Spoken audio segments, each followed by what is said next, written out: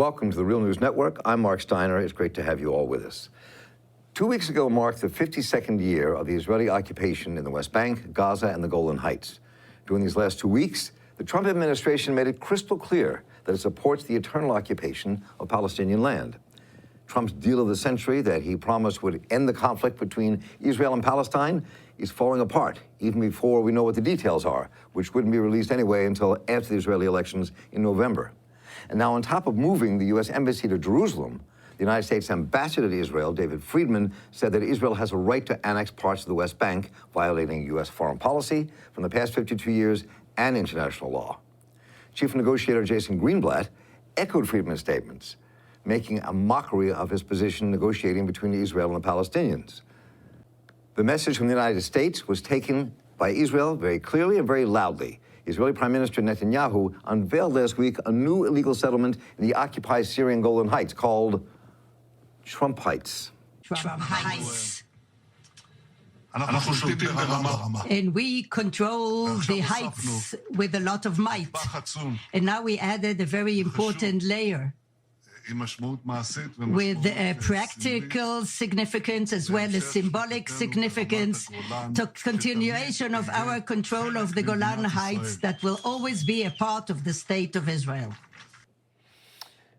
And then Netanyahu proceeded to appoint two ministers to his cabinet, a minister of education and a minister of transportation, both of them fully committed to the idea of annexing the West Bank, and both of them coming from extremist right-wing Orthodox parties. And we're now joined to go through all of this by Sonya Meyerson-Knox, who is media program manager for Jewish Voices for Peace. And Sonya, welcome. Good to have you with us here at The Real News. Thank you so much.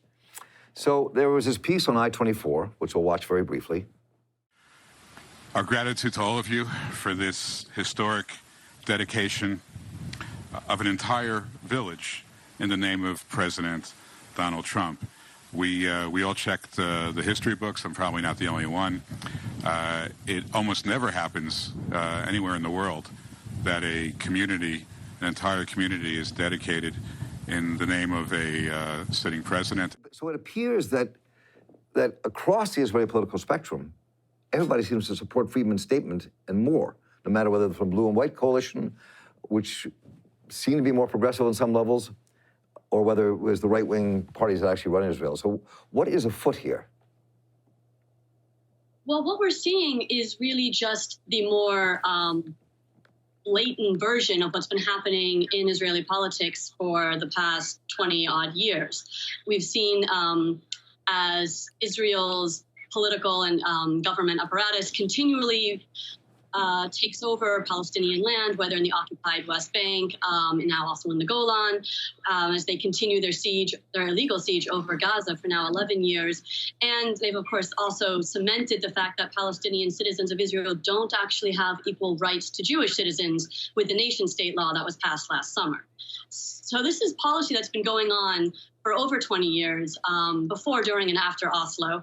And what we're seeing now is just under Trump, nobody from the Israeli governmental side feels any need to hide these ambitions anymore. But part of the issue here is that the United States isn't just giving the kind of moral support for legal occupation in some ways and negotiations and more. It seems to like gone all the way over publicly to the other side. And so how could U.S. possibly continue to be alleged to be any form of honest broker between the two? Well, absolutely. It's I mean, the U.S. has never played the role of an honest broker. It merely pretended to adhere to the trappings of such. But under Trump, all of those trappings have been stripped away, and we're seeing the appointment of the Israeli ambassador to the American ambassador to Israel, Friedman, who has himself heavily invested in settlements. We're seeing Trump's son-in-law, who was also at times invested in settlements, lead the alleged peace process. Trump himself has made numerous comments indicating his support of Israel and of course Netanyahu.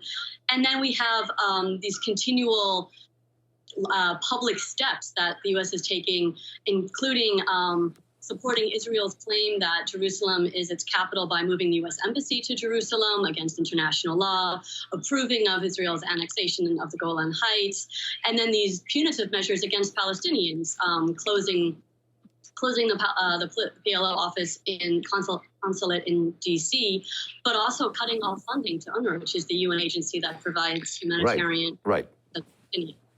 So I mean, that was shocking news for many people. No matter how you feel about the Israel-Palestinian conflict, where you stand on this, that was really a very shocking move on the Trump administration's part. The question becomes very quickly, I'm just curious what you think. I mean, given the latest statements, does this make the U.S. culpable in any way and answerable to the International Criminal Court in The Hague for following what some people say is breaking international law? I mean, is that I've heard one or two people raise this, but I'm just curious as to your thoughts. Well, we've certainly heard a number of officials inside of the Palestinian Authority discuss if, in fact, the U.S.'s support for the annexation of the Golan Heights and now various U.S. officials' support of Israel possibly annexing parts of the West Bank forever as a reason to take the United States to the International Criminal Court. And that's why this court exists.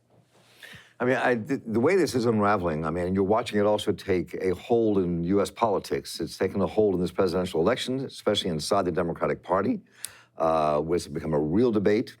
People pushing Senator Warren the other day at a conference that she had, press conference that she had on her position, that she's kind of ducked and dodged a little bit, but then she had to really kind of focus and answer the questions. And people who opposed the occupation clearly didn't like the way her answers were going. And so I wonder how this plays out in the United States, for one. And two, well, let's just stop there. Let's start with that. What we're seeing is that the Democratic Party is finally acknowledging that the American voters and American Jewish voters are increasingly critical of blind support to Israel and certainly opposed to Israel's continued violations of Palestinian human rights. So for the first time ever, blind support for Israel, it has become a partisan issue in American politics. And so we have Republicans and evangelicals doubling down on a sort of anything Israel wants, anything Netanyahu wants position and supporting it, whereas increasingly Democratic voters, especially the younger demographics, are vocal in their opposition to this support, and not just vocal to the continued occupation and to the human rights abuses and to the entire way that the Israeli government is behaving with enacting apartheid laws that privilege Jewish Israelis over Palestinian Israelis. Well, given all of that, I'm always curious about what the battle is within the Jewish community in the United States, because that's very pivotal to where all this goes. And when people, as yourself, and Jewish Voice for Peace, talk about the growing divide within the Jewish world itself, talk a bit about that. I mean, how deep do you think it is? What research do you have to talk about what that means at this moment? And how does that affect what you're going to do politically in the future? Fantastic. I mean, Jewish Voice for Peace has been around now for almost 20 years, and we're just part of a constellation of Jewish organizations that are increasingly critical to one degree or another of the way the state of Israel violates Palestinian human rights. And we've seen an incredible growth in the movement, especially since 2014 with Israel's third attack on Gaza that was truly catastrophic in terms of its humanitarian impact, bombing hospitals and schools and whatnot. But what we're also seeing is now there aren't really polls of American Jewry are continually confused because American Jews are a diverse group of people, and yes. We are not just Ashkenazi, we are Sephardim, and we are Mizrahi. We are not just white, we are Jews of color. Right.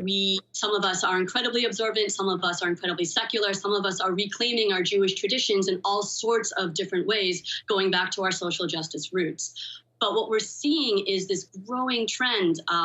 Jewish Voice for Peace is multi-generational. So we have our Red Diaper members who are in their 60s and above in alliance with our college students, calling out for the same social justice demands, that Palestinian rights be recognized as equally important to anybody else's rights. So I'm curious finally to where you think both politically, in terms of the actions that you may be taking and other people may be taking, and how you think this is going to play out in this presidential election, because we're facing this serious threat in our country that this kind of white nationalist grouping that has seized the executive branch can actually maintain it. If there's a huge divide, between liberals and people on the left and others and people who usually vote Democratic and people who are independent voters, and how this might play into all that. I mean, it's a very precarious time, both in the Middle East, in Israel and Palestine and Israel, as well as here. Yeah, absolutely. I would argue it's a precarious time across the world. But on this particular issue, when it comes to how it's going to play out in the United States in the 2020 elections, I think we are really seeing Democratic leadership forced to acknowledge that if they want to mobilize a strong voter base and get the turnout that we're going to need to take back the White House and the legislative bodies, specifically against all of the gerrymandering that has forced so many Democratic voters into not being any longer in blue voting zones. We're going to actually get our voting rights back, and if we're going to get the numbers that are needed to get Democrats elected, then they need to have a progressive agenda, and Palestine is firmly on that progressive agenda. Now, what we're going to see in terms of the debate and the issues, it's quite interesting. Some of the recent polls that have been put out by organizations that work explicitly on these types of issues, like J Street or the American Jewish Committee, are showing that most American Jews are not particularly comfortable of supporting Israel right or wrong position anymore. And that most Americans don't really feel that supporting Israel is the most important issue, in fact, one of the least important issues. American Jews continually place healthcare at a much higher importance than they do blind support to Israel. And finally, just as we wrap up here, when we look at the people that Trump has appointed, both the negotiator and the ambassador and others, as well as his son-in-law, I mean, I think we can't make too much of the fact that for the first time, it seems the people who are being put in charge of trying to play the middleman are people who are part of the right-wing Zionist movement, not even the progressive Zionist movement, not even the liberal Zionist movement, but the right-wing Zionist movement that wants to see the annexation of the West Bank. I mean, it's just mind-blowing that this is just going on and allowed to be happen. Oh, absolutely. I mean, just as the Trump administration has continually placed people in positions of power where they are actively derailing the mission of their office, like the Department of Education or Environment, et cetera, we see the Trump negotiation team be made up of and consisting of people whose entire goal is basically to derail any premise of a fair and just and durable peace in the Middle East. But what we're also seeing is, because it has become this extreme, because the cards are on the table, because America can no longer claim to be this fair and honest broker, which it never has been, of course, we're seeing unity across movements that we haven't seen before. So in the face of white nationalism, American Jews, whether they be liberal Zionists or anti-Zionists, are very much aware that our allies are not the white nationalists. Our allies are not the people who say that carrying tiki torches and shouting Jews will not replace us are very fine people. Our allies are in the social justice movement. They're with the people of color and the Black community. They're with other Arabs and Muslims and migrants and everybody else in the queer field and beyond, who are all of us together fighting against a white supremacist and a white nationalist agenda. Well, Sonya Meyerson-Knox, who's Media Program Manager of Jewish Voice, please, thank you so much for joining us here on The Real News today. It's been a pleasure to talk with you. Thank you so much. And I'm Mark Steiner here for The Real News Network. Thank you all for joining us for this conversation. Take care.